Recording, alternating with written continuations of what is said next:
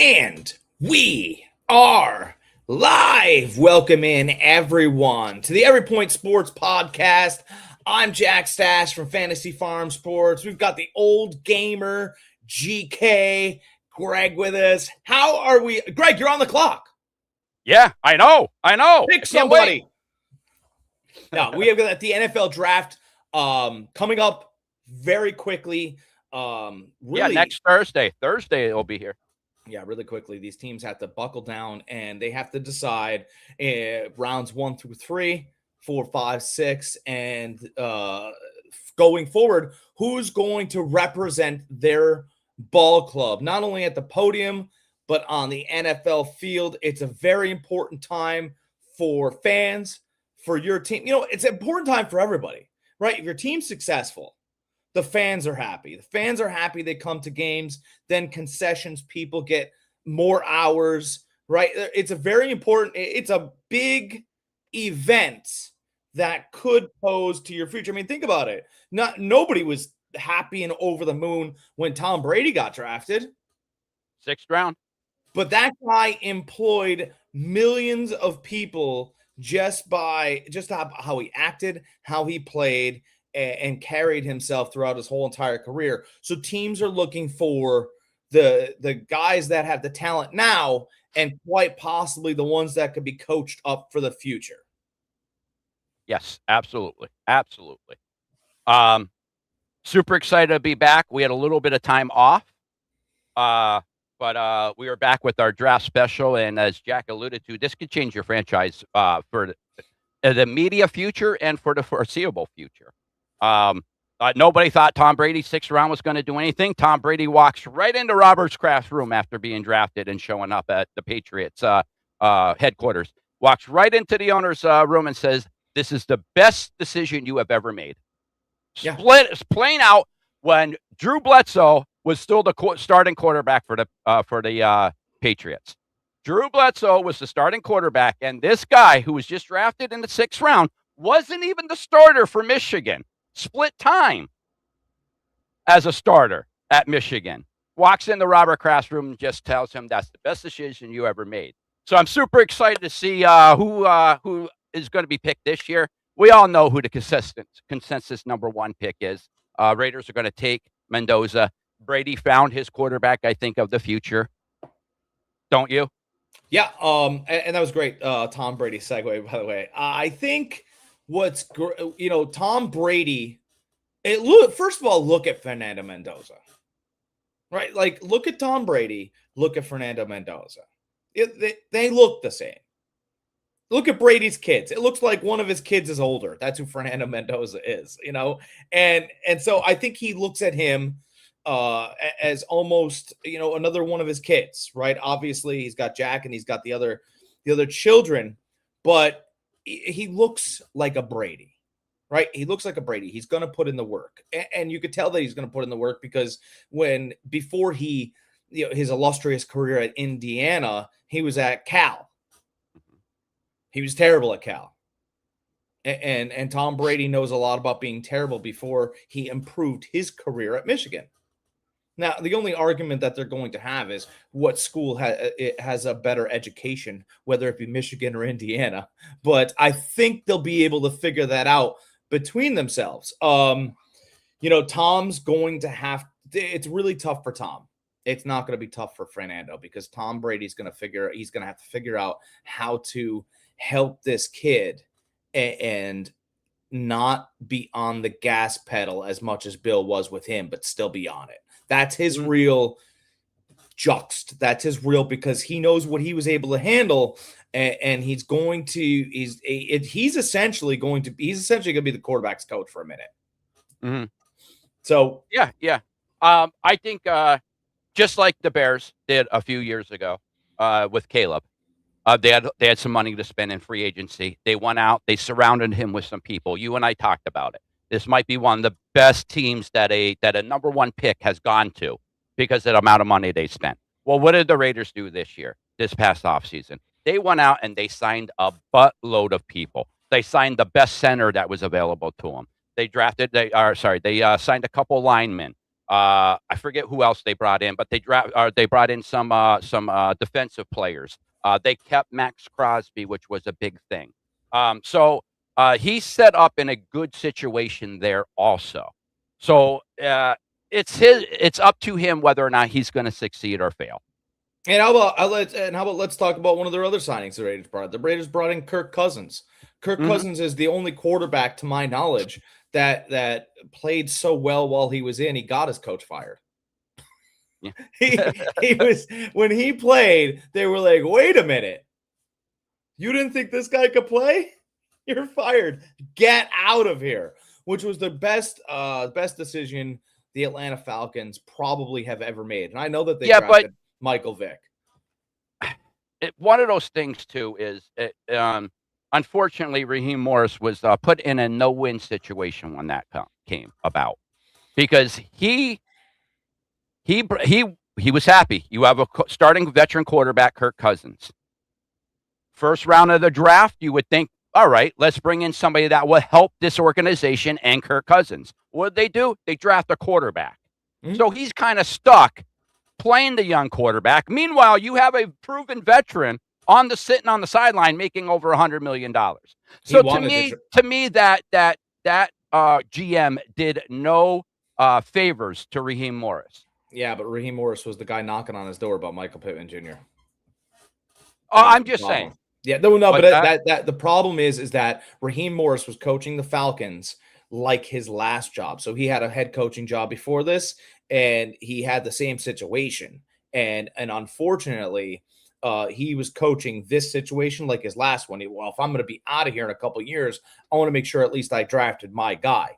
Well, why don't you trust the new partnership for which you signed up with Arthur Blank first before you start going crazy? Trust and coach Cousins and then draft someone next year and then move on. You could do things like that. He didn't want to do it. He didn't want to be dictated to. And at the end of the day, that's why Arthur Blank went, well, if you don't trust me, I certainly don't trust you.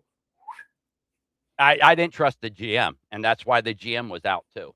Yeah. That's who I didn't trust. You know who they were? You know, they were both fired on the same phone call. Yeah. They called Morris, and they went, hey, is the general manager there with you? He goes, yeah. He goes, good. Put you on speaker. Oh. Geez. Jay Woo, bang, bang, Niner gang. Woo! Thanks for showing up. Greatly appreciate it. I'll get to my my Niners draft theory in a bit here. Just stick around, watch the draft special, and when we get to the Niners, I will be talking about them specifically. That's my forte, and I got some good information. So I like Mendoza. I like that the Raiders. All right, so let's go through the quarterbacks. Quarterbacks are really easy. There's really only three. Mm-hmm. All right, if you really want to think about it, there's only two. There's Mendoza and there's Ty Simpson.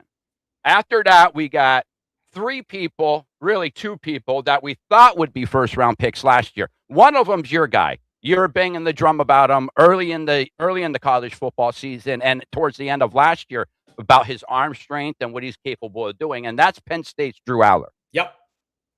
He's by ESPN. He's currently the number 5th ranked quarterback. For me, I would put him at 4. I would put him over Carson Beck. I know Beck has some experience in college, which is why some teams are high on Beck. He played in 2 national championship games, lost both, but number 3 quarterback is Nussmeier. If you go back to his 2023 tape, he was going to be an easy top 10 pick, probably first or second quarterback off the board. We all seen what happened to LSU. Was it LSU? Was it him? Who knows? He could end up being a really good quarterback. So there's a couple quarterbacks that we thought going into last year was going to be first-round picks this year with Aller and Nussmeier. So some teams could be getting a steal late in the second, early in the third. You know what? So I like Nussmeier. I liked his combine. I liked his tape. Do I believe that he's a starting quarterback? I believe that he can help in spots. I don't think he's a leader. I think he likes all the things that come along with being the starting quarterback. He gets up, but as far as he's a great college quarterback. He's exactly what you want college quarterback. But if you're not going to be able to ramp that up, I feel like, to me, Nussmeier is Baker Mayfield without the juice. And Baker Mayfield without the juice is just a quarterback. He can make all the throws, but you got to have a little. I don't think he loves it, right? And you can see it almost a little bit at the combine. On the opposite end, Ty Simpson, to me, everybody that's super high on Ty Simpson. I mean, yeah, he's coach's kid, sure. Made all the throws, sure. I think really the thing that impressed me the most is that when games got difficult, he still kept working and trying to get better.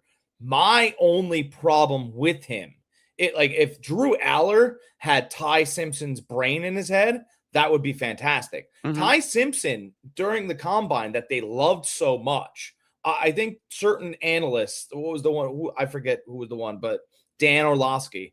I think Dan Orlovsky should be driving a bus and ESPN should get rid of him because Ty Simpson constantly had to, if you watched the stuff, he had to lift his front foot just a little bit and replace it to get that little bit extra torque. If you do that in the NFL, you are carted off the field. They will bury that leg in the ground. And I think it's a huge problem. Every time he needed to really zip it, and he didn't even mean to do it. It's like a golfer asking for an extra 40 yards and lifting that front foot. And that's a thing. So to me, Ty Simpson, if you love Ty Simpson, I think to me, he's Derek Carr. If you want Derek Carr, that's fine.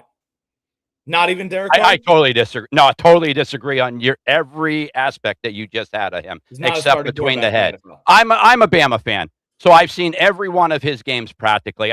Going all the way back to last year when he's seen mop-up duty when we were blowing teams out. What was his best game he played last year?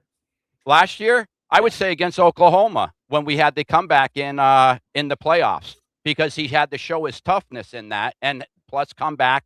Listen, if Alabama had any type of line last year, you would be hearing Ty Simpson as a top 10 pick. I thought his best game he played was against Florida State. No. Maybe statistically. No, I don't. But as far as tape-wise, like watching him, the playoffs, I mean, we went from the second to the last game of the season, the game right before Auburn, losing to Oklahoma. All right, him getting the crap beat out of him. Just a bad all-around game. Not necessarily by him, but by Alabama standards, period. You end up going from getting the crap beat out of you to going into the playoffs on the first round and producing the way you were. Some of the balls he was dropping into those wide receivers were sick. Those are anticipation throws. What do we talk about Brock Purdy all the time? What makes him so great? Two things. What's in between his ears and his anticipation. And listen, Ty Simpson has those in spades. He's taller. He's 6'1 3/4. He's 205 pounds. So he's a little bit bigger in stature. I love him. I'm not just saying that because I'm a Bama fan. I think his intangibles transition to the next stage, transition to the NFL. I mean, essentially, if he doesn't get Kyle Shanahan and if he didn't go to Alabama, he's a 6th-round draft pick. I agree with that. I do wish that if Drew Aller had the senior season that he would have had, he's got an arm that just he can close his eyes and throw it. I mean, that's my whole thing. Carson Beck to me is a taller. You know who Carson Beck reminds me of? To be quite honest, he reminds me of Brock Osweiler. He's just super tall. Yeah, and 6'5", 233. He just kind of looks like Brock and it feels like Brock. And if John Elway was still in the league, he'd get drafted super high, just like Brock Osweiler. I don't think he's got very much talent. This is one of those things that where talent and smarts come into contradiction. Everybody's all about the talent over here. The height, the arm strength, this, that. And then what actually works in NFL? You could have all the talent in the world. We've seen the Tim Couches in the world. We've seen so many first-round picks where they talk about arm strength, how quick they are, how big they are, durability, everything. They end up crapping out in NFL. who always ends up doing well? People that can think. I mean, Quarterbacks that organizations can that have think it. quick on their feet. Listen, Peyton Manning had a noodle for an arm. Yep. He ended up being one of the best quarterbacks ever because of what's up here. Yeah, I agree. Oh, and we have a couple good ones in this year's draft that could end up being a decent quarterback. But again, you're not hearing about them because of one thing or another. We mentioned 3 quarterbacks that could have went in the first round this year if they would have had one off their 2023 date. So yeah, I mean, coaches have a lot to do with it in the college too. I mean, you know, Allard's coach got fired midseason. You know. Yeah, and I don't. That was super interesting. I think that the GM of Penn State, whatever you guys want to call them, athletic directors, they're general managers. I think that he had what he wanted to do was he wanted to score a ton of points at Penn State, and what Franklin wanted to do was, yeah, Control sure, the ball. Old control. school. Right. Hey, listen, I came here because we have a tradition. And I know we have Drew Aller, but I'm not gonna, he's not throwing the ball 50 times. And so there was a butting of heads, and You're speaking about the Franklin. He was the coach for our coach for Vandy. So he had a good ball control system that he brought to Penn State. right. System that works. Right. And I think that, so I wonder, this is what I kind of wonder. I wonder if the offensive coordinator for Penn State was getting information from upstairs and going behind Franklin, and Franklin was like furious on the sideline about it. And now all of a sudden, Aller's caught in the middle of it. And now, because it didn't even look, if you watched games, the game plan would change like after the second series. And all of a sudden now they got Aller running the ball a lot, and he seems to be confused about the stuff that's coming in. And the sad part about what happened was the talent of Drew Aller had nowhere to turn. And then he got injured, and then he couldn't work out and all this other stuff. And I do believe that if he ends up, somewhere that has a decent coach, they'll be in great shape. Mm-hmm. And I don't, if he ended up in LA, he's a Ram. Oh, he's the next starting quarterback for the Rams as soon as Stafford retires. And You're absolutely right. If the Vikings didn't have JJ already, if Kyle would end up with them, there's like five coaches in the NFL. If he would go to, he's in a great situation and he's going to succeed in the NFL. So you're right. So that's, and because he's got the tools. Mm-hmm. I mean, he's got blindfold. I mean, I'm not saying, let's not say he's Josh Allen, but let's not pretend like Josh Allen's the most accurate quarterback in the NFL. And he wasn't. That was his knock coming out of college. He had a less than 60% completion rate in college. You have that in college. A lot of times teams aren't touching you until late. As a Cowboy. Not a Dallas Cowboy, a Wyoming Cowboy. A Wyoming Cowboy. So, right. So, some of their career and some of their situation looks the same to me. Mm-hmm. So I think he's got the most upside in the whole draft. I think that Fernando Mendoza probably has the most pressure coming off of Heisman. Absolutely. Then he has to go deal with Tom Brady. Yeah. I'll go as far as to say is I think Ty Simpson to me lands somewhere between, and this is not a knock, this is a compliment. He lands somewhere between Derek Carr and Mark Sanchez.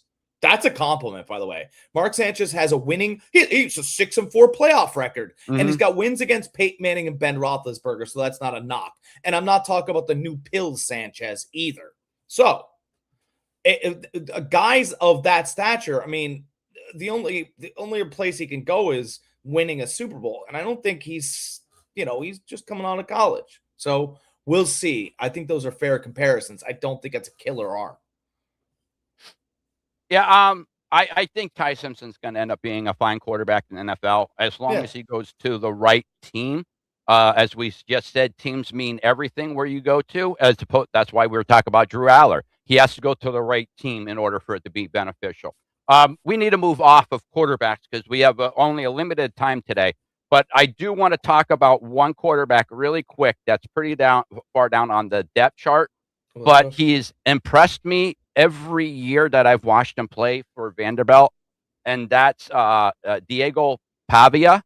I'm not saying he's going to be a great starter, but if you're looking for that guy in like the 5th or 6th round that could come in and be a solid backup quarterback, I think this guy is going to be a great backup quarterback to a fringe solid starter in the NFL. I really do. If he would go to, you put him in the Arizona Cardinals, I think he might succeed there. I really do. They have some weapons there. He could be himself there. He has a cocky ass attitude. He really does. I don't know if anybody knows anything about him, but I mean, just look up when he didn't win the Heisman. You know, Boston College is a smart school, right? Yes, very. Boston College is a smart school. Yeah, that's where Doug Flutie went. Listen, Vandy's a smart school. His intangibles are out of this world. The problem is he's 5'10", 207 pounds. Mm-hmm. That's his problem. He's a very, very small quarterback, but I love this kid. My girlfriend Joy calls him Smiley because the kid always smiles on the football field. He is always smiling. I love that. I love this kid. Listen, he beat my Bama 2 years ago, and it still leaves a bad taste in my mouth, still to this day. Another short guy that played with a golden helmet was Drew Brees. Yeah. Hey, 6 foot. Purdue. Yeah. Is he 6 foot? He's not.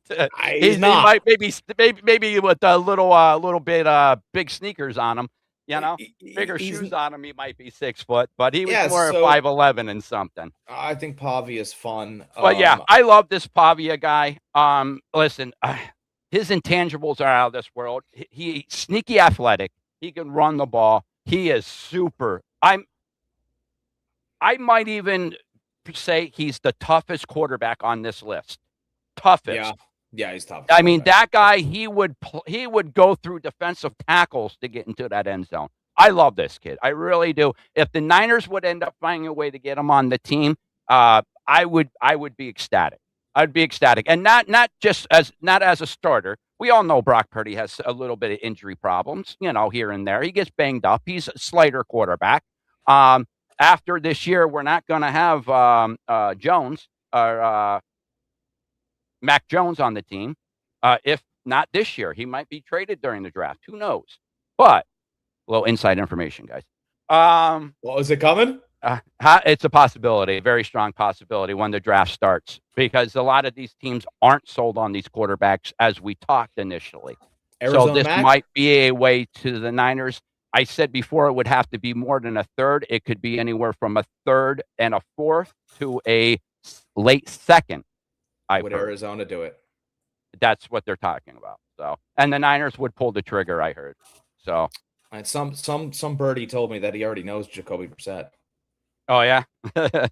Yeah, they both know each other. So, anyways, I don't want to spend too much more time on this quarterback situation, but I just wanted to bring his name up really quick.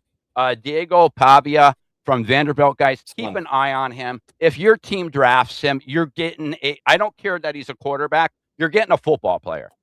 You're getting a meathead gym rat football player. He eats, breathes, and craps football, and that's what I want.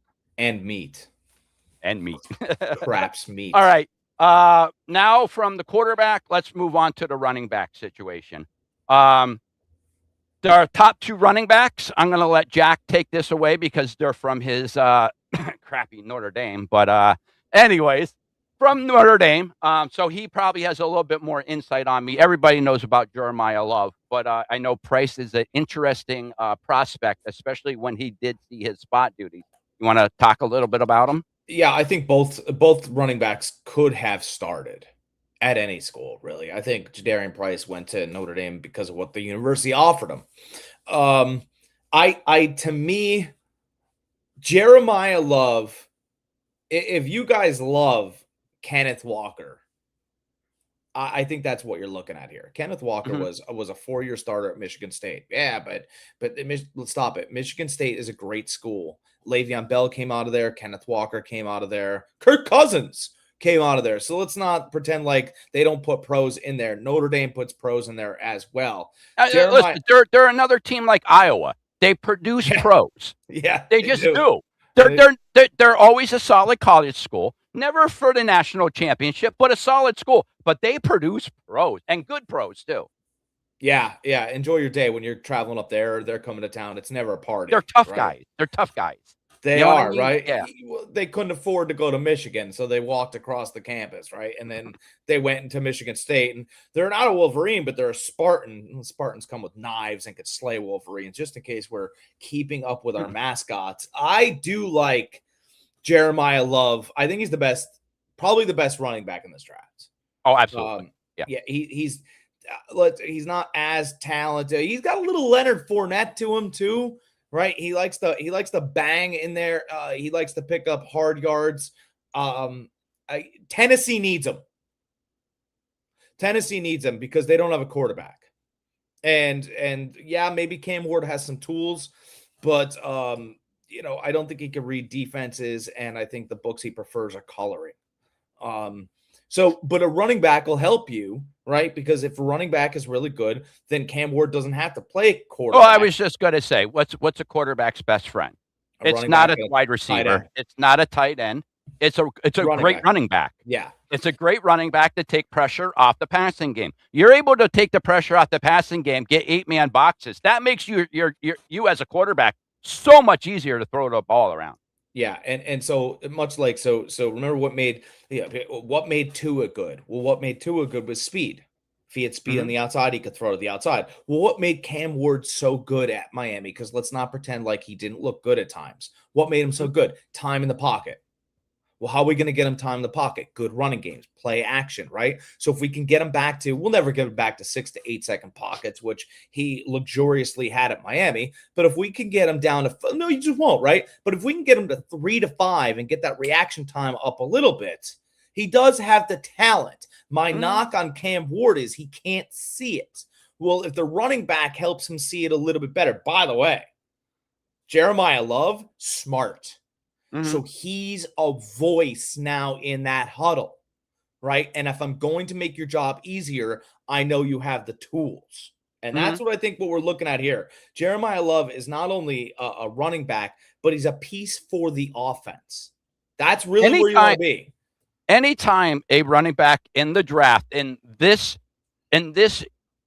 age of the NFL is talked about as a top 5 prospect out of everybody, it's awesome. The guy's unbelievable because running backs are expendable in the NFL anymore. They're just not leaned upon like when we were younger. When we were younger, it was all about if you could get a running back like second, third round pick or third pick. Yeah, we're drafting him. Yeah, I think it's not like that anymore. You froze up. Oh, sorry. You froze up. What did you say? I'm back, I think. Yeah, you're back. I think my greatest comp for him is right. It's not when he first came out, but probably a couple years after. It's in between Kenneth Walker and Josh Jacobs. I think those are the runners you're looking at, and he will absolutely bury defenses. He's big, he's strong, he's explosive. I just want to preference this by you said Josh Jacobs, and everybody kind of thinks Josh Jacobs now is just this straight guy in between the tackle runner. That's not what he was when he first came out in the NFL. This guy was like Reggie Bush, almost like with the quickness, lateral quickness. Like he was a first-round pick out of Alabama, but when he wasn't the starter, he wasn't even the starter at Alabama, and he still was a first-round pick. So like that, I just want everybody to preference this by that's not the same Josh Jacobs you're seeing now, the one you're talking about. The one you're talking about was like, you're looking at him, you're like, holy crap, how is he not the starter? Yeah, and they were just I was just watching another draft day special, and they were talking about it, and Josh Jacobs fell out of, I think he fell to the back of the first round or beginning of the second. I'm just like, you guys are hilarious. Back of the first. Yeah. So yeah, I really like Jeremiah Love. I think that his value is as high as it should be.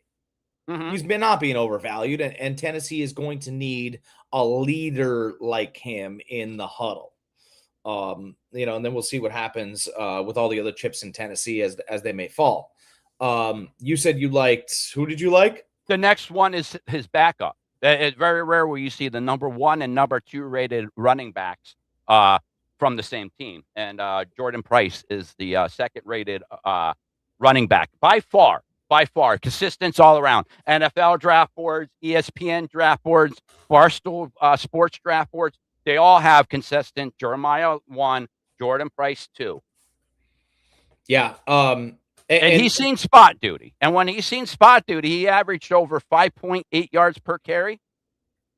Yeah. Yeah. I mean, absolute beast. And my guy that I think he's definitely fallen. And I like, I'm a Notre Dame, but I like Penn State football as well. Nicholas Singleton. Mm-hmm. I think Nicholas Singleton can provide more for your football team. If you needed the guy to play fullback, I think he could find a way to play fullback somehow. He's a one-cut runner. He cuts once, and he's north and south. He's not going to dance around back there, nothing like that. He's 6 foot, 219 pounds, so the guy has some size to him, you know. But yeah, no, you're right. He's not a big flashy runner back there. He's not going to go sideline to sideline, but he's going to make that cut and just hit that hole. Right, and so he's fallen or slid, should I say, because he broke one of his metatarsals. He broke one of his toes on his foot, so he couldn't cut, he couldn't perform all those other things. It happens, right? So whatever. My NFL comp for him, Sony Michel. That's a nice comp. Right. The only thing with the running, I get you. He's sneaky receiver out of the backfield. He had a hair under 1,000 yards this year receiving. I don't think too many people realize that. They think of him, like we just said, one cut runner, north and south. But the guy has some sneaky good hands. So the Penn State really took advantage of that this year. He was almost 1,000-yard receiver. Yeah, or like a Michelle, or like almost because he's been discredited over, but like Kenneth Gainwell. If he would have ended up somewhere with like the 49ers, like watch out. Watch out, because he needs a coach that knows how to use him. He's in Tampa this year. It's somebody that knows how to use them. He's in Tampa this year, and if you think Frank Gore, third-round pick, absolutely, third best running back ever according to rushing yards. Well, so I'm just saying, you look at NFL, you look at the record books. He's number 3. Here's what I want to put. I want to put Frank Gore in the Hall of Fame based on longevity. The guy, people forget about he had some great years for us when we sucked. During our Mike Nolan years, Jim Tomsula years, Chip Kelly. Mike Nolan was okay. Jim Tomsula was terrible. You know? Mike Nolan looked like he put a football team out there once in a while. Go ahead. Real quick, Jack went over the 3 quarter running backs, pretty much they're 1 through 4. My guy is Mike Washington Jr. out of Arkansas. Guy is 6'1", 223 pounds. My comp on him, Ricky Waters. Oh. I don't know if you guys remember him or not. Running Ricky Waters was a hell of a running back for the 49ers and for the Eagles. He's quick. He has very good lateral movement. His knock on him, he's not really good in pass protection, but you can learn that. He started off at JUCO College. He ended up at Buffalo. Didn't really do much in those 2 places, which was kind of weird that he ended up at Arkansas because he didn't do much in those 2 places. So he ended up in Arkansas, probably better coaching, better people around him, able to show his skill set. So I really like him. I think he's going to end up being a really good running back. We talked about Allard being a hair under 1,000 yards and having good hands. Well, Mike Washington has excellent hands. Excellent hands. If he wasn't a running back, he'd be a small wide receiver. Huh. All right. I like that. So I shouldn't say small wide receiver because the guy is 6'1", so it's not really small. But yeah, that's my guy. Guy is very strong. Like, you are not going to arm tackle this guy. In the NFL, we see a lot of these big guys, these big defensive tackles, throwing their arms out, just grabbing a leg or something. you're not going to get this guy down. You're just not. Yeah, 233 6'1", pounds. The guy is a 224. monster. Yeah. Like he's almost like remember Darren McFadden out of Arkansas? Yes. Yeah. Mm-hmm. Yeah. Yeah, he's probably a little bit slower and thicker, but yeah, Yeah. McFadden was so fast. he was a So track fast. she was a track Yeah. star. I mean, we love Bo Yeah. Jackson, and that's fine, but you know, McFadden was a track star. Yeah. Yeah. Yeah. All right. Let's move on to wide receivers. Okay. This is a pretty big group. There's the contestants number five of them. Not really sure how it's going to fall. Who's going to be picked first? But overall, I feel like this is a fairly deep wide receiver class. By most analysts are saying it's really not, but to me it is. After doing a lot of studying, watching. Listen, this is the first year I didn't work on the weekends. So I watched as much college football as I possibly could watch. I am actually able to, like I used to, really dive into these players. And listen, there's some really good wide receivers here. Some really good ones that's going to be taken in third, fourth round. We'll talk quickly about the top ones. You like your Mikael Lemon? Yeah, I just think he's a gamer. I think that he was Mhm. bored at the combine. I think that's why his combine looked bad. Obviously, or looked lackluster, or he did whatever. I just think he wants to play football. Mhm. His comp is, or his comp on ESPN is Amon-Ra St. Brown. That's St. probably, Brown. Yeah. And it's just and because of his size and speed. He's not the quickest guy in the world, but like you just said, like the guy just plays football. He catches everything. Like yeah, he kind of, I like that comp. I like Amon-Ra St. Brown comp. I also like a Luther Burden. Like, in whatever, they're going to be bored, but when they have to go one-on-one against somebody, and that somebody, Golden Tate a little bit, right? Remember Mhm. Golden Tate? Like, Yeah. he'd get out there and just, you're like, this guy. But he's got heart and he flies, and in the middle of the game, that's where he really excels. That's where I think he's better than everybody else. I know Carnell Tate from Ohio State and these other guys. I actually, my number one is him, and my number two is Amari Cooper. I think he does Mhm. more things than people really see. Every contested ball he seems to get to, Mhm. and he's bulky, right? So to me, he's almost like a Hines Ward. He's a great blocking receiver. So if you're just going to run the ball a lot, he's going to contribute. Like Mhm. he blows the cornerbacks away, and he makes it he'll block a linebacker the best he can. He's pretty thick. You know And who he's the type of receiver Shanahan drools over yeah, because of what you just said, the blocking capability. The Shanahan, he expects every one of his wide receivers to block like a tight end or a lineman. he likes it though. Like when you Yeah. watch those Indiana tapes, and if he's not involved in the play, he likes to do the blocking. So, he's not all about taking the ball. He'll get the passes, but he really likes doing the blocking work and whatever. He just doesn't have this kind of speed or that kind of speed. He's almost like a power forward in basketball. He does the blocking, he boxes out, and at the end of the game, you're like, all right, 15 and 15. That's gonna work. And if there's games where he goes off, it's fine, where he gives you 30 points. But if not, hey pal, I need the 15 rebounds. Mhm. I need the blocking. I need the push outs. I think he's a great receiver. I think he's number two, and I don't care about the speed. Yeah, I agree. He's my number 2 wide receiver on the board.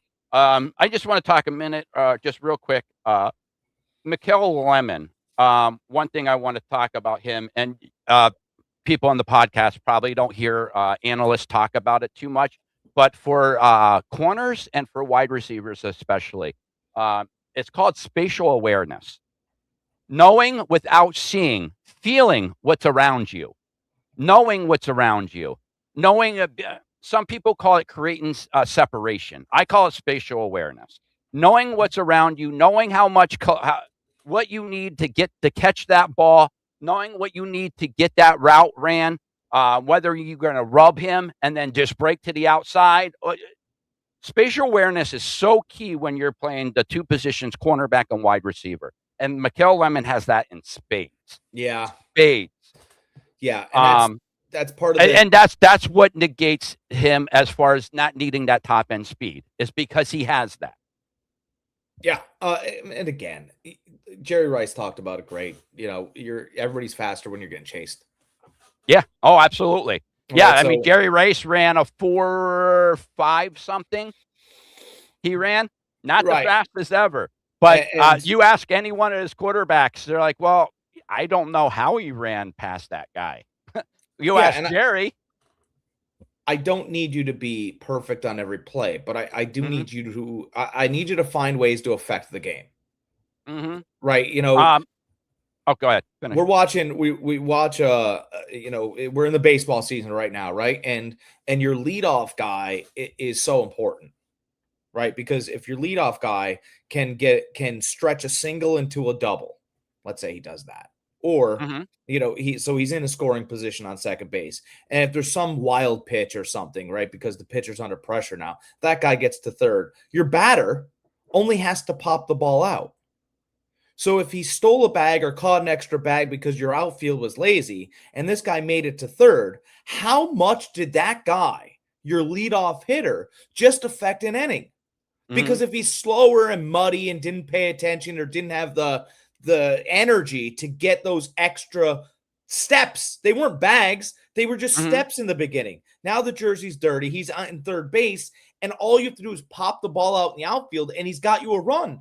And you know as well as I do, great, Jay Wu, that's a great example. Ronald Acuna, the Yep. Corbin Carrolls, those guys get extra bags. And when you get extra bags, you affected the inning by scoring one run. It's huge. And Mm-hmm. Amari Cooper Jr., if he blocks that cornerback like his life depends on it, which he did a lot in Indiana, now all of a sudden your linebackers, which have become quicker and not stronger, can now be blocked by a 6-foot tree stump. Mm-hmm. And now you own that side of the field that man's on. If that's not valuable, I don't know what is. Yeah. Mm-hmm. And listen, the reason why Indiana's running back Black got a lot of those yards, I know he's a tough runner, but it's because of his receivers blocking downfield. I mean, you just watched other colors of the uniforms on the other teams disappear, right? Mm-hmm. It became a candy cane. You were looking on the outside of the field, and it was red and white. That guy got easy yards. Good for him. It's a team Mm-hmm. sport, but it can only be a team sport if you Yeah. have players that are collectively trying to build the team. Mm-hmm. I just I want to would. touch base real quick on a few wide receivers, but before I do that, I want to answer his question real quick. Third and Juwan, hopefully coming back. I wouldn't count your chickens on that. I don't think he's going to be back. If we did not sign Christian Kirk, I think there would be a possibility of him coming back. But from all accounts and purposes, I heard the wide receiver room is perfect where it's at, and they would like to add one person through the draft. So I wouldn't think Jawan Jennings is coming back. If anything, possibly getting signed, I would say Tennessee after the draft. So that's my prediction is him going to Tennessee. A lot of people thought maybe Washington. I don't think Washington's a fit for him. I still think Brandon Ayuk is a strong possibility in Washington, but the 49ers are going to play hardball and keep him all the way to September 1st is when he's due his first money roster bonus by the 49ers. So the 49ers, if they don't trade Ayuk, they're keeping him until September 1st. They're being petty, and I'm all for it. Be petty. Be petty. Okay, enough on that. Let me just really quick touch on some wide receivers here. Carnell Tate, Jack and I both like him. We think he's going to be a very good pro from Ohio State. I don't want to keep beating a dead horse with these guys. Same guys you guys have heard. Every announcer talking, every analyst talking. Casey's Concepcion, another good wide receiver. Comp is Deebo Samuels. My problem with him is he has this past year, he had a 17% drop rate. That's my issue with him. One of my draft crushes is Bernard from Alabama. Guy is sneaky good. He runs great crisp routes. And Bama used him out of the backfield too. I don't know if people realize that, but when games got tight and a little tough to move the ball, they did bring him out from the backfield to pick up that third down are going for like 4th and 3. So the guy is versatile. Yeah. Two of my big draft crushes is this Ted Hurst from Georgia State. He started off at JUCO. He went to Buffalo, and now he's at Georgia State. The guy is 6'5". Yeah, 6'4", 206. Yeah, I'm 6'4", showing. 206 pounds. He ran a 4.36, 4.3 something 40. He ran. Guy is huge and fast. I think of him more like a Scanling. What was his name? Van Scanling. Valdez. Yeah, Scanling. that's it. That's what he reminds me of. Has the size, the speed, just doesn't catch the ball all the time. So I really like him. And another guy that I like that everybody forgot about, and if you went back to your 2023 tape, he was Concess's first round pick, and that's Chris Bell from Louisville. He had an ACL injury this year, but anybody that you talked to before this year, he was a first round pick. Chris Bell, I think, is going to end up being a stud in the NFL, and by ESPN, he's the 16th ranked a wide receiver. But keep those names in mind, guys. One other guy that, and I'm only bringing him up really quick because they say he's going to be better than his brother, and the Niners took him with their with the fourth overall pick a few years ago, and that's Lance. Good old Lance's brother is is coming out in the NFL. His name is Bryce Lance. He's a wide receiver. He's 6'3", 204 pounds. Played for North Dakota State, just like his brother. But they said his brother's he's good. He ran a 4.3 40. So, yeah, I guess the only knock here I'm reading from another publication is that he tends to catch the ball with his body. Yeah. But I mean, all you do is, as a coaching staff, is every time he goes to catch the ball with his body, punch him in his belly. That's it. They said they say the same thing about Casey Kempchion also, is that he catches the ball with his body, which leads to those 17% drop rate this year. Boston does it all the time. Yeah. You were saying that. Denzel Boston, to me, it shouldn't even be ranked in the top 20 receivers. He's by ESPN standards, he's fourth. Guy, real quick, I know everybody's saying Jordan Tyson. What about him? Guys, you're going to be lucky in NFL if you get about 4 games out of a year with this guy. Listen, the guy, talent-wise, the best. Talent-wise. The guy is a human joystick when he has the ball in his hands. He can't stay healthy. I am not even putting him on my draft board. Not even putting him on my draft board. You know how sometimes I say in fantasy football, I don't even have him on my draft board? I'm not drafting him. I was like that with Mixon for years. I was like, nope, not putting him on my draft board. He's not even in my running back. I don't even have him. I don't care if I can get him in the 6th round. I'm not drafting him. That's how I am with this guy. What if you got him in the 8th round? No, I'm not drafting. He's not on my board. Well, you can buy a board from anywhere. You can go shopping. I'm just simply making a statement that he is not on my board. Injury issues is a huge, huge concern with this guy. And one analyst said it the best. He said he's from Arizona State. He goes, those guys, they get hurt by attack. Oh, yeah, that's interesting. This guy doesn't hold the toughness of Arizona State's players very highly. I don't know too much about this analyst. I don't know if he's from a rival of Arizona State or not, but I am just simply relaying information. He's probably from Arizona. Yeah. All right, let's the next 2 positions we're going to get through pretty quick. We got tight end. Really, there's nothing really to talk about too much with the tight ends. Kalen Shadik, the number 1 tight end, ran the fastest tight end ever, ran the fastest 40 ever at the combine, ran a 4.4. Fastest before that was a 4.46 by my guy Vernon Davis. But But this guy here is a matchup nightmare. Anybody that watched Oregon Ducks this year knows how special this guy is. Yeah, I mean that would be a great addition. Where's he projected to go to? I heard anywhere from sorry, let me look at the draft board here because I forget how it's going to go here. Oh, that's okay. I was just wondering, like, what I heard. Okay, Green Bay, Houston, Jacksonville, Rams, Miami, Minnesota, New England, pretty much from the 15th pick on.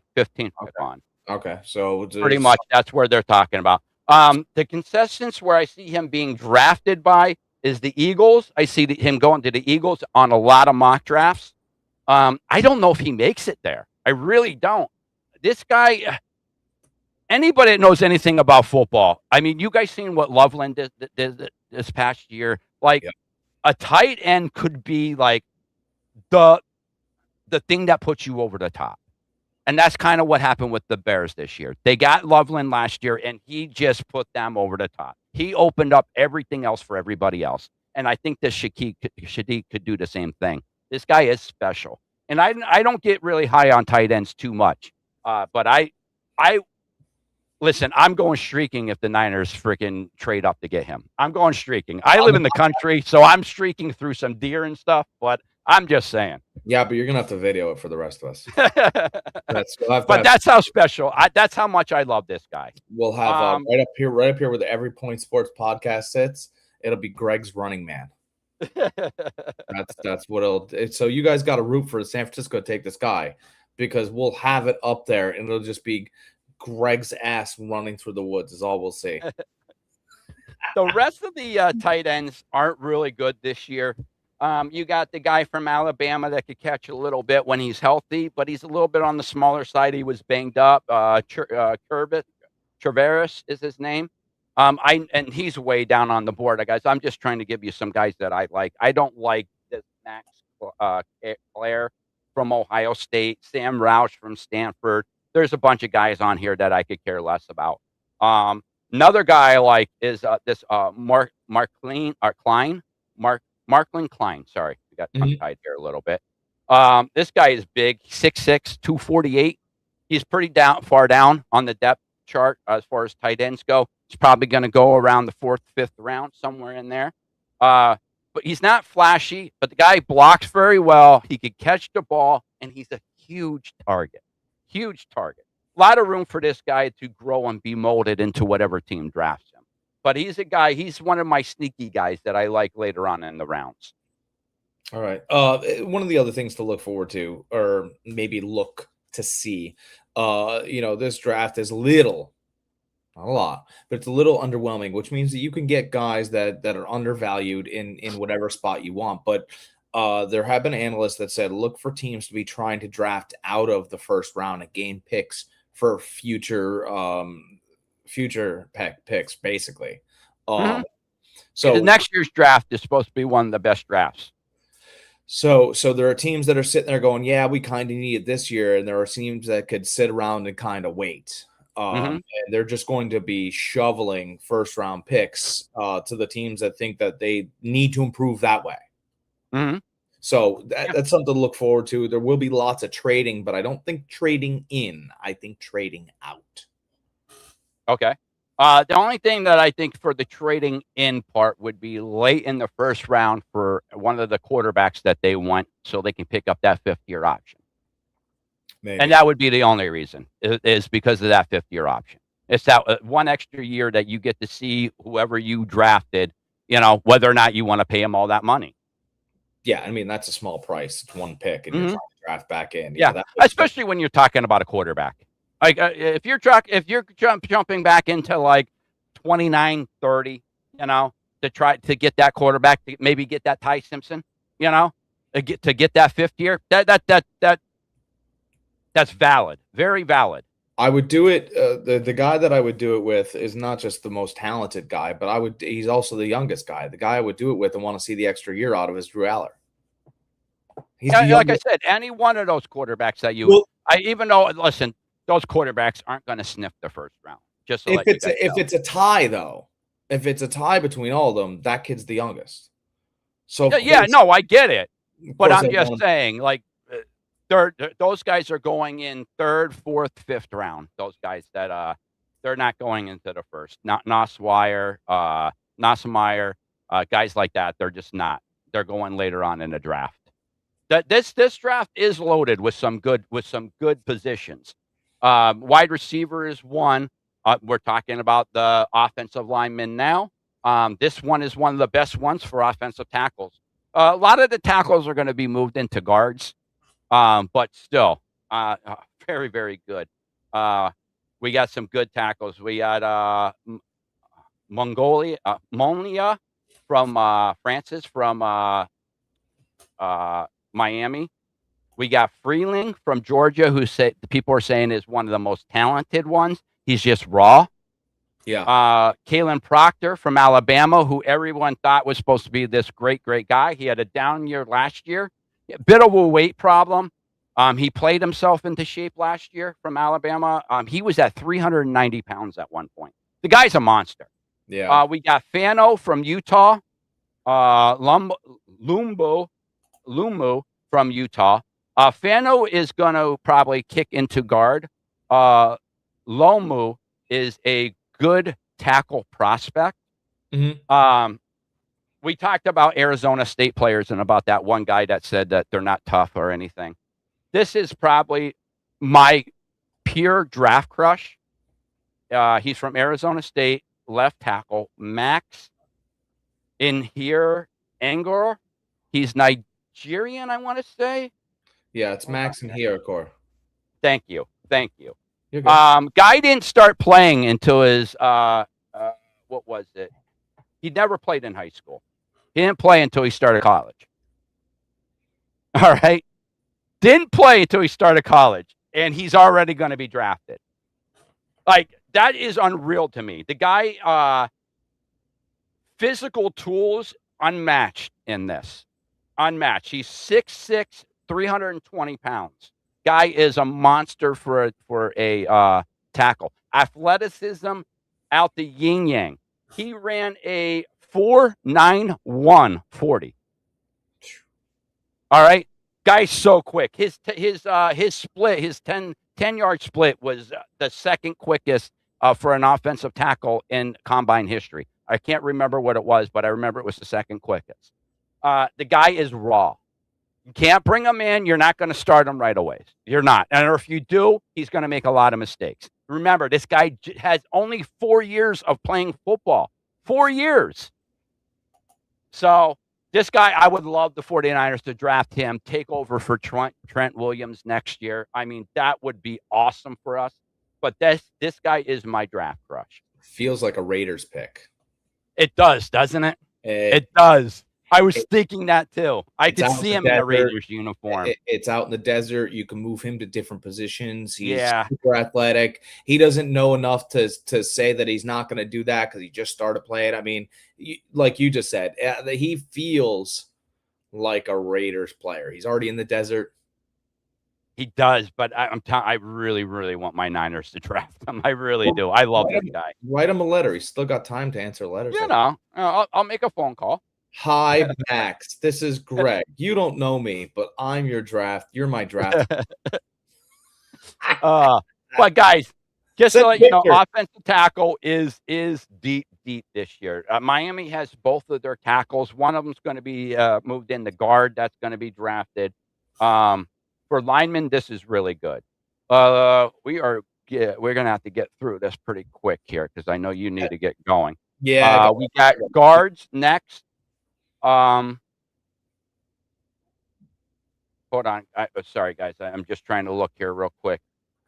This guy, I can't pronounce his name, but the Penn State guy, Oline.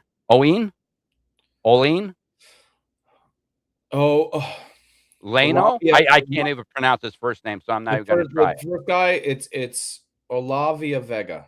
There we go. Okay. This guy has not allowed a sack the whole year. This is the guy I was talking about, the guard that hasn't allowed a sack all year. He is consensus number one guard. Guy is phenomenal. He overpowers you. He can pass, block like nobody else, and he can pull like nobody else for the run game. So this guy here, if you're looking for a plug-and-play guard right off rip, could play left guard, right guard, wherever you want for him. So I love this guy. Yeah, he's a big dude. We got a couple other guys. Guy from Duke, Brian Parker II. He's supposed to be really good. He's rated down a little bit further. Inez Cooper from Miami, another good one. Listen, Miami just had one of the best lines in the league in college football this year. So anybody from Miami that's going to be drafted, look at that. They're going to play pretty good for you. Centers, we'll move to center. A lot of your guards, tackles could play center.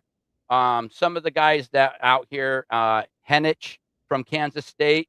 We talked about Iowa players making really good pros, really good NFL players. They have a really good center coming out, Logan Jones. Centers usually go around the third round. So how do you draft the first prospect, though? Yeah, we're bringing up the guy. What's his name? Jake Slaughter. Jake Slaughter. Oh, I'll tell you what. The name alone, you need to draft just because of the name. That's what I'm saying. We need some Slaughter on our team. Another thing I wanted to talk real quick about the guards in this year's draft.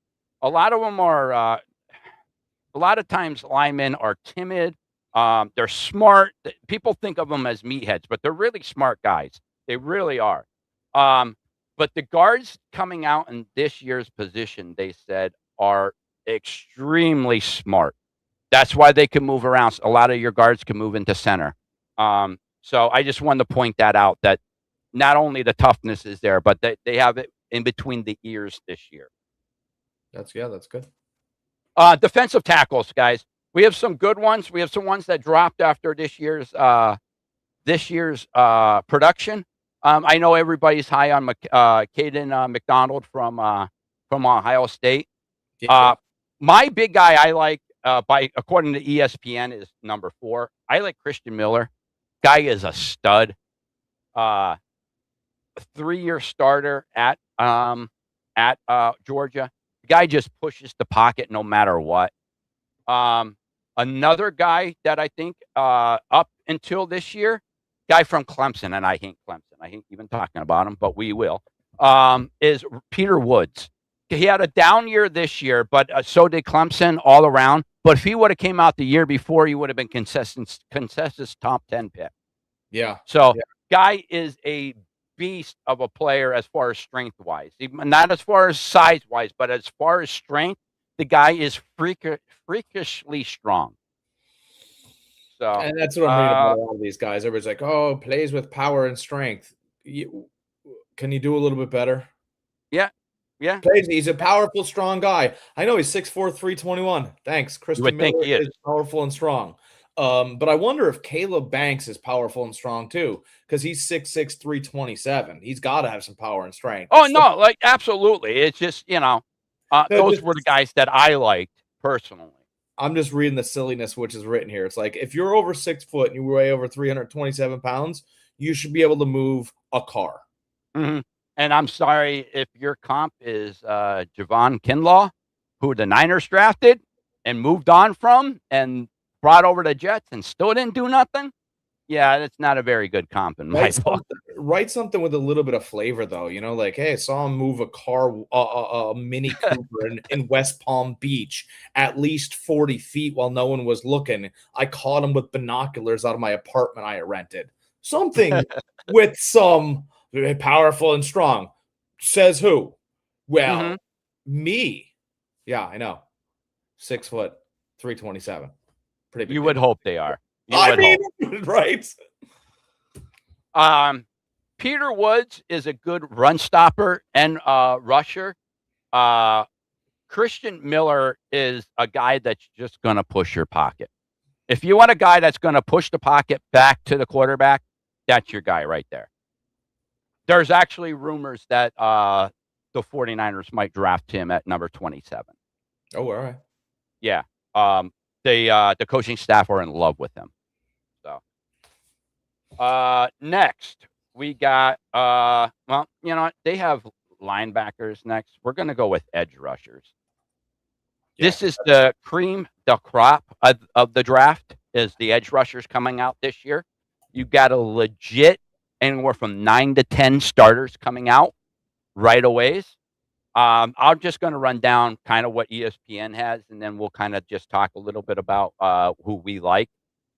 David Bailey, Bain Jr., Messidor, Folk, Zion Young, Howell, Gabe Jackus, TJ Parker, Mikael Lawrence, Derek Moore. That's your top 10. We'll even go with 11, R. Mason Thomas from Oklahoma, because he did come on late in the year. Any one of those guys are starting right off rip in the NFL. This is such a deep edge rushing class. Now, listen, every one of these prospects you could pick apart. This one has short arms. This one didn't run this. This one didn't do this. This one isn't good at the run. This one is good at setting the run. You could say that about every one of these guys, but I just want a quick run down them. David Bailey, he is your, to me, your consistent best edge rusher, period. He has the arm length. He has the speed. He has the bendiness that you're looking to get around the edge. And he produced at Texas Tech. Next guy I like is, and this is where I said about arm length, that if he had 2 inches longer arms, he would probably be the best edge rusher in the league, and that's Bain Jr. from Miami. This guy here has a motor that will not stop. Will not stop. I love this guy. If you look at him in a national championship game, he was Mendoza's worst nightmare. They had to game plan. They had to change the game plan from that side of the ball. You talked about how Alabama had to do that one game, and how they had to move to the other side of the field. This guy here made that offense, Indiana's offense, do that. Yep. So, like, I love this guy. But like I said, his knack is the arm length, and consistently in NFL, edge rushers that have shorter arms just don't produce as much. They just don't. They need that reach to grab the quarterback any way they can once they bend around that edge. But this guy here has a motor that you can't deny. Yeah. Can't deny. Yeah. Howell is another guy from Texas A&M. He has the same problem, short arms. But if you look at the tape, this guy here, he was people's nightmare. He was ridiculous. And I'll finish it off with 2 guys that you didn't hear too much about this year, but their workouts were incredible, and their 2023 tape was better than their 2024 tape was better than their 2025 tape. And that's TJ Parker from Clemson and Micaiah Lawrence from UCF. Okay. And I'll leave it at that, and let you pick up to wherever you want to pick up from. Oh, I gotta fly. Oh, you do? Yeah. All right. We've been on for almost an hour. I got a couple other obligations to get to today, but it was great hanging out with you guys, going over some great draft prospects, Mm-hmm. and we can meet up again and talk about a few others Mm-hmm.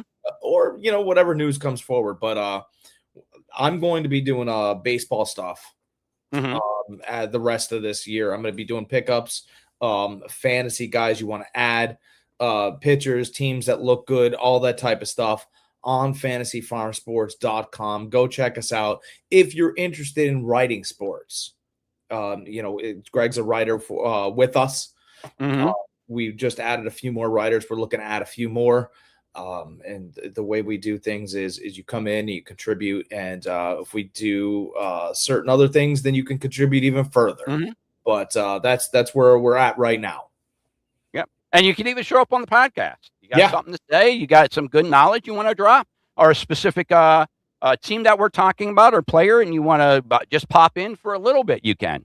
You know? pop in, pop out. You want to stay for the whole thing and put your knowledge in? You can. We're all for it. Pop in and pop out. I got to pop out for today. All right, guys. Jack's gonna go. I'm gonna stick around and go over corners and safeties, and then give you guys my my throwdown on who I think's gonna go where real quick. Jack and I will be back next Sunday. Okay. Yeah, absolutely. All right. All right, guys. Have a good one, Jack. Sunday. Talk Sunday. All right, guys. It's just me now. All right. Let's see here. Let's see if we can center this here.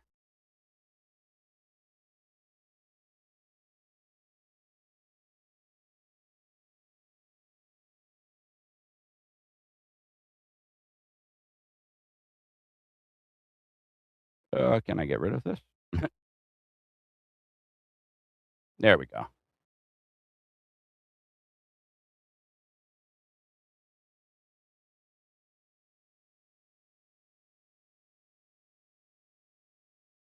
There we go. All right, guys. Let's see here. Let's see. That was our edge rushers we just went through. Jack really didn't say too much about them, but I'll continue on with them for a little bit here. We got R. Mason Thomas out of Oklahoma. Really good guy. 6'2", 241, so he's a little light. It's hard for him to set the edge for the run, but he is a really good edge rusher. He'll get to the quarterback. He also could drop back in coverage. Let me see here. Corners. This is a very deep class in the cornerback range. We got 4 of them that are really, really consistently probably good. You can make an argument could go in the first round, but they won't. They'll go in first, second round. We got Delane from LSU, probably the best corner on the board. We got McCoy from Tennessee. Terrell from Clemson, who is his brother plays in the NFL, A.J. Terrell. He's a corner also. Colton Hood from Tennessee. All those guys are your top 4 corners.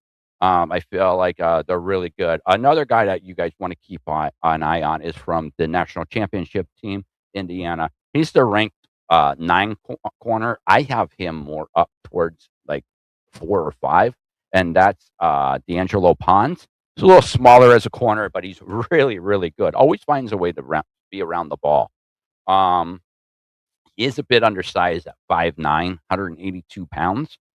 So that's a knock on him. But I mean, he followed Cignetti all the way from James Madison to Indiana. So if Kurt Cignetti liked him, I'm sure the NFL would. Next, we got safeties. This is a position that the 49ers need also. Caleb Downs consensus number 1 safety in the league. He's going to be top 10 pick easily. We got Oregon safety, Thieneman. He's rumored to be possibly going to the Vikings. Vikings are looking for a safety, so possibility of him going there. And let's see here. We got McNeil Warren from Toledo. He's more of a coverage safety. He's really good. And then you have a bunch of other safeties on here, but the guy I want to talk a little bit about is the athletic safety from South Carolina, Jalen Kilgore. This is somebody that I think the Niners might end up drafting, possibly even with their first pick, or maybe trading up into the second more to get him. I know he's rated 6 on ESPN safeties, but he's probably either the 3rd or 4th best safety, by my opinion. He's good as a run stopper. He has all the tools to be a coverage safety in the NFL. He does have trouble missing tackles. He needs to fix his angles and pursuits. But again, that's all he can work on that. That all could be coached up. He has great awareness and great instincts. So this is a guy that I would be extremely happy if the 49ers drafted. Warren is another guy I'd be happy with the 49ers drafting. But I have a feeling he might be off the board before the Niners pick.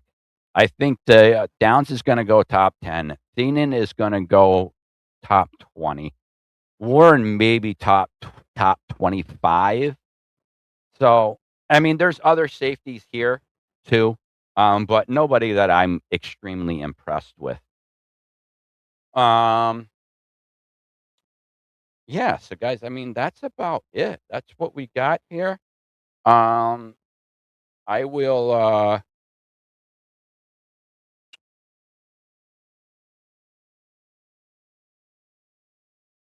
1 second, guys. Let's try to do something here.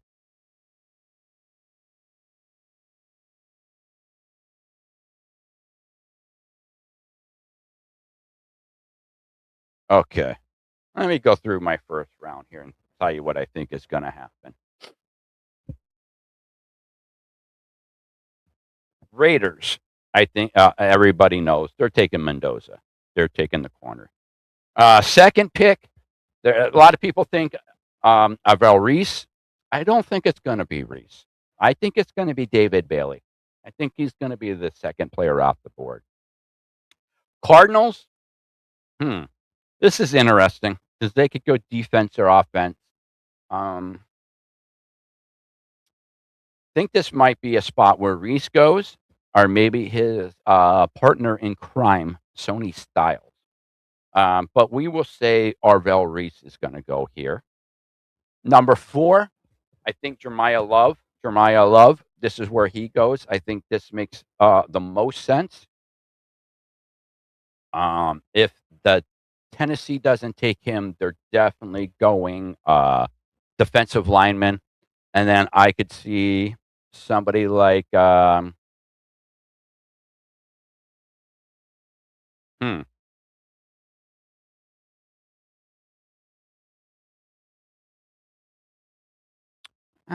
I don't know if I see a defensive lineman going with that number 2. I mean, an edge rusher, I should say. David Bailey, I think, is going number 2. I mean,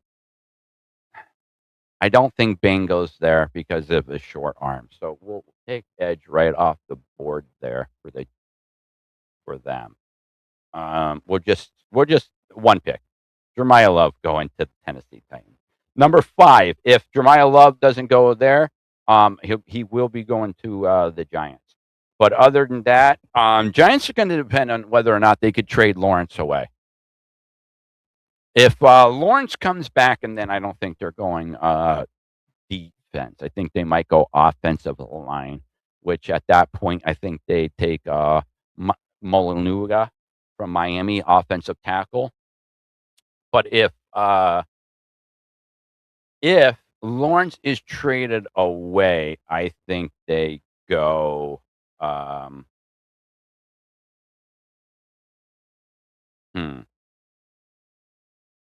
Mesidor probably.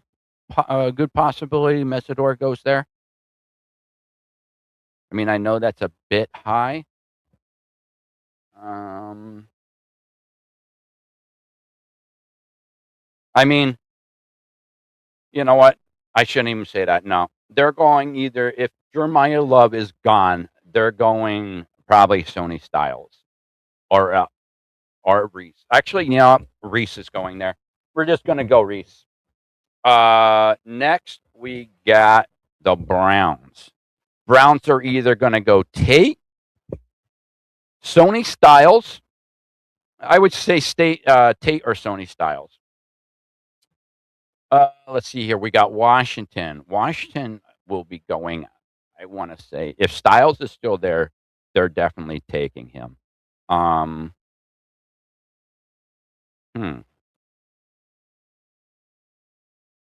Let's see. Washington also needs a wide receiver. They need line help. I mean, they could go line. They could go best available lineman. They could go Freeling. He's really good out of Georgia.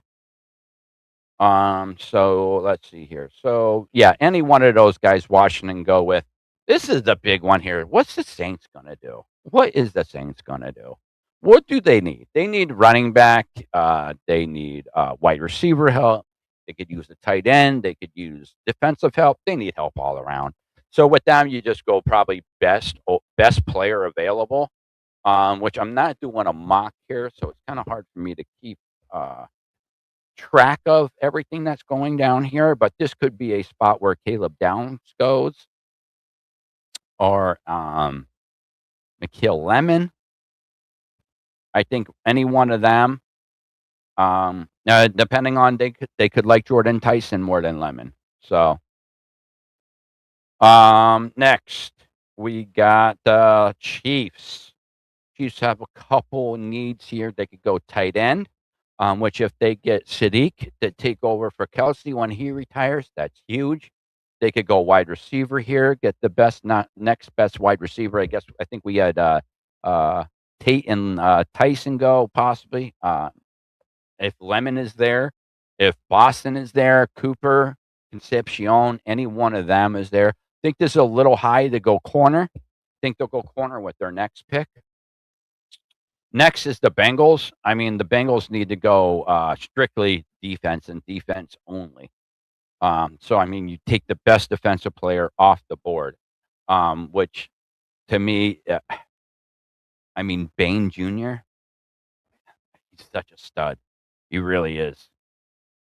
But those short arms, I could definitely see it being being an edge rusher, though, with them losing Henderson.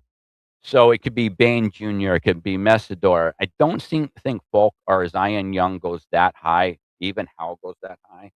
But these are players that are coming off the edge. I don't think there's a defensive tackle in there for them to.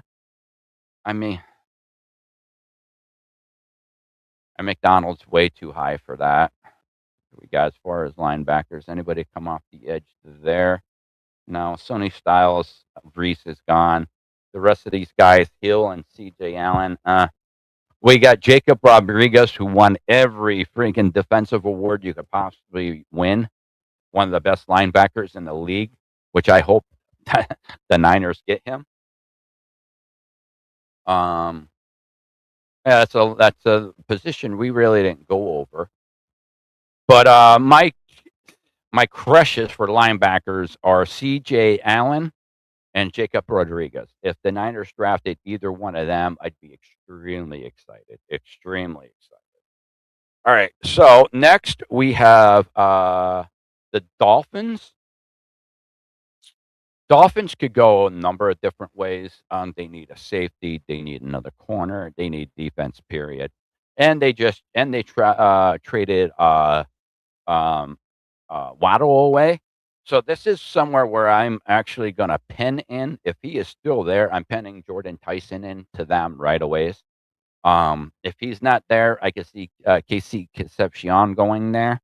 I really do strongly believe the Dolphins are going to go wide receiver.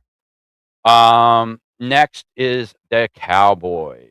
I know you Cowboy fans have been waiting to see this. The Cowboys, I think, are going to go safety. No matter where they are at, I think that's where it's going to go. I think they might trade up to get Downs. I think this is where Thiemann or Warren goes. Next, we have the Rams. Rams just got a corner, so they don't need to go there, even though they could go corner here and really solidify that backfield with McDuffie that they brought in as a free agent. They also could go wide receiver here because we don't know what's going on with Puka. Are they going to re-sign Puka to a large contract like the Jigma got from Seattle?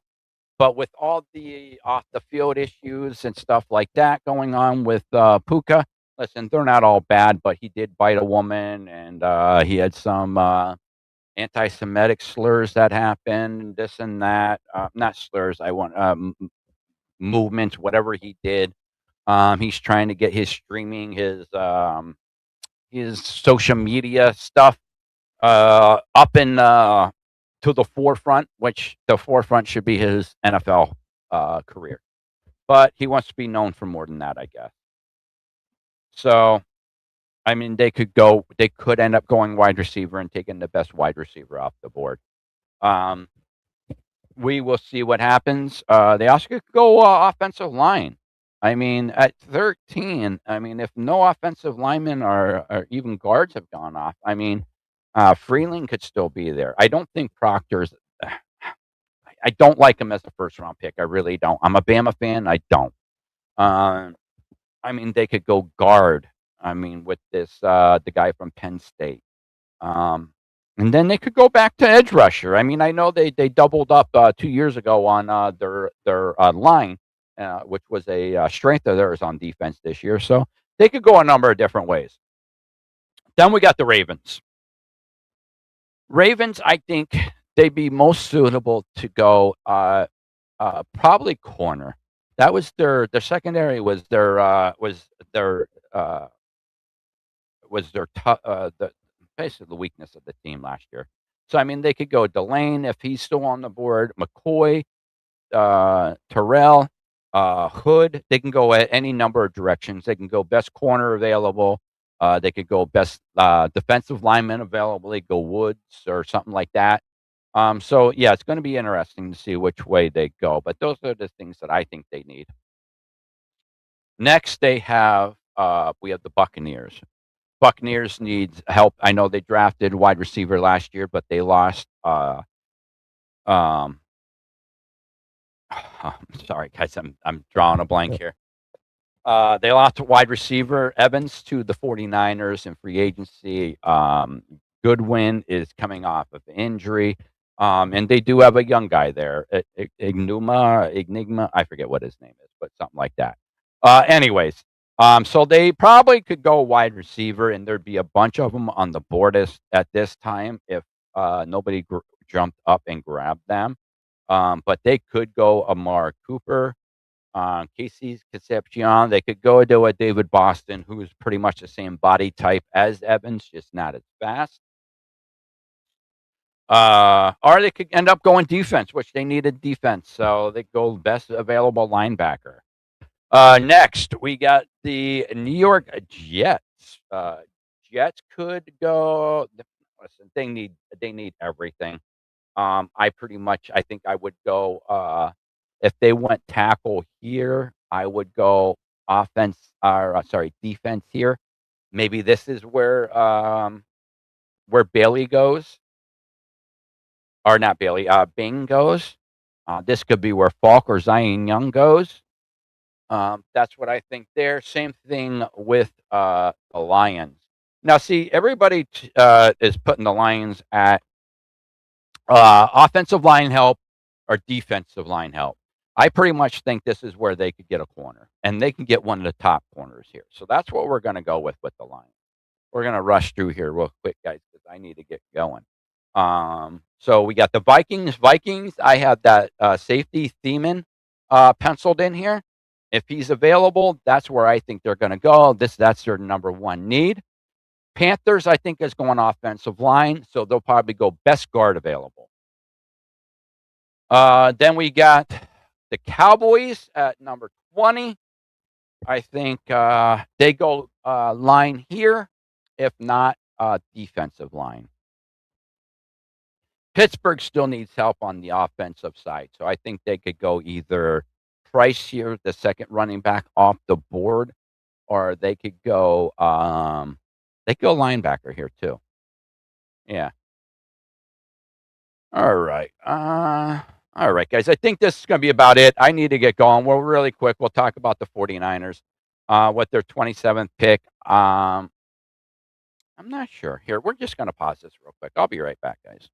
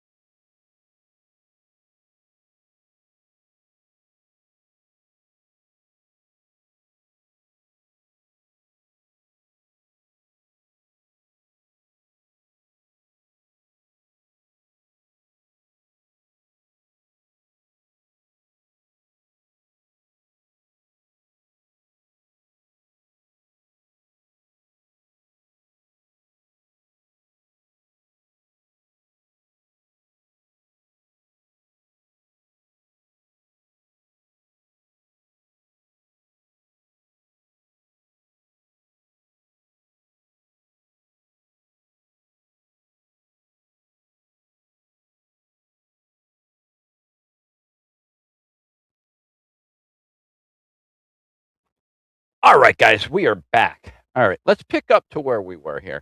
The Chargers. All right, the Chargers go in a bunch of different directions. They could go wide receiver because they need another weapon on offense. But with all the trouble that they had on their offensive line when everybody got hurt, I think that's where they go. I think they go offensive guard or maybe offensive tackle, somebody that they're going to move into guard that can also play offensive tackle if anybody gets hurt.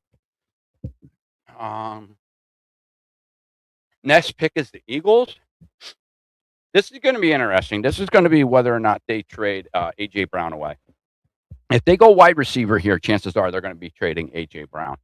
But personally, I think this is probably where they could solidify their line a little bit. I know a lot of people have them going wide receiver here, possibly defense. But I think this is somewhere where they could pick up best guard available or best offensive tackle available. Let's see here. Next, we got the Browns again on the board. It all really depends on what they do with their first pick. I think we had them taking a wide receiver, I think. I can't remember. This, I think, is somewhere where they could go. I can't remember. I wish we did a mock draft here so I could remember where they go. This, if they didn't go offensive line, this is where they go wide receiver. If they went offensive line or defensive line before, this is where they'll take a wide receiver here. They need some more weapons on that offense. Jerry Jeudy just isn't a guy that catches the ball consistent enough. They have what's his name, Fadden, that tight end. He's really good. They need some more weapons though. Next, we got the Bears. The Bears. Bears need a couple different positions. I think probably they're going to go defense. They'll go probably best defensive line available. Or they could even go corner. Listen, this is a corner, very deep corner draft. They could get the third or fourth, probably third best corner off the board at this time. Bills, same thing. They need defense help bad, really bad. I think this is where they could go linebacker here. I think you take the best linebacker available, which, I mean, linebackers available at this point, I mean, maybe this is where C.J. Allen goes, Anthony Hill Jr. from Texas, maybe. Like I said, I really like Jacob Rodriguez from Texas Tech. Let's see here. Next, we got my Niners. This is going to be interesting with my Niners because this is going to be dependent on whether or not with the Trent Williams situation. If we resign Trent Williams for the next year or two, and I think we could go a number of different ways. We could go wide receiver here. I know we just signed two of them in free agency. I said we signed Christian Kirk. We signed Mike Evans. But this could be a one where we because we're not really happy with Pearsall, Ricky Pearsall. He's been injury prone. When he's on the field, we really like him, but I think the staff feels like that was a mistake taking him in the first round because he just can't stay on the field. So this could be definitely a spot where we pick up our a wide receiver for the future. But this could be a spot where we get an offensive tackle. I mean, Proctor could go to us. Fano is going to move in the guard. Lumo could fall to us. That guy from Arizona State that I was talking about, who doesn't have that much experience, that Aknar, he could end up going. So I'm pretty excited. I know a couple draft rushes the 49ers have. Peter Woods, I heard they like. Christian Miller, A.J. Allen, I heard they like. I heard they like. What was the safety they like? Kilgore, I heard they like. Warren is another guy I heard they like. Safety is a big need. We really need a coverage safety because in Mustafa we have somebody that can come down and knock him in the box, but we need somebody that could cover. So Niners could go a couple different ways. It really is going to depend a lot on the Trent Williams situation. If we end up trading Trent Williams away, we are definitely going offensive tackle here. Next, we have the Houston Texans. This is a spot where they're dumb if they don't go offensive line. You take the best available, either guard or offensive tackle here. Kansas City, this is where either they pick up if they drafted Sadiq with their first pick, this is where they get a corner to replace McDuffie. Dolphins are up on the board again because they traded Waddle away. I think I had them going wide receiver with their first pick. They could go safety because they lost Fitzgerald there. Fitzpatrick. Can't remember the name. Fitzpatrick, I think was the name. Played for Alabama. So they could go there. They could go corner, especially where I think their first pick, they're going to go wide receiver. Next, we got the Patriots. This is where I think the Patriots are probably going to go defense here, but I really, really think they need to go line here. They need to take best available lineman here. They really need to find somebody to take over for Campbell on that left side, I think it was. He was atrocious throughout the playoffs. Horrible. And they really need to solidify that up for Drake May. And then with the final pick of the draft, we have Seattle Seahawks. This might be this right here is a spot where I think if Price hasn't gone yet, I think they go with Price, the second best running back, to replace Kenneth Walker that they lost in free agency. Now I did this without thinking about any trade stuff like that. I think I'm with Jack. I think there's going to be a lot of trades in this year's draft. Some trading out of the first round, especially in the later part of the first round. I think some teams are going to try to trade up to get their guy. But yeah, this is going to be a very interesting draft. I think a lot of teams have a lot of needs. There's a lot of needs, specific needs too. So I am excited to see the first and second round, see where each team is going to go, see where my Niners go. And there's some free agents still out there too. So a lot of these guys are going to get signed right after the draft. So, but on that note, guys, that is going to be it for me today. Let me see here. I need to look at my fantasy baseball lineup quick. I hope I didn't forget to set it. Probably some of the games are going already.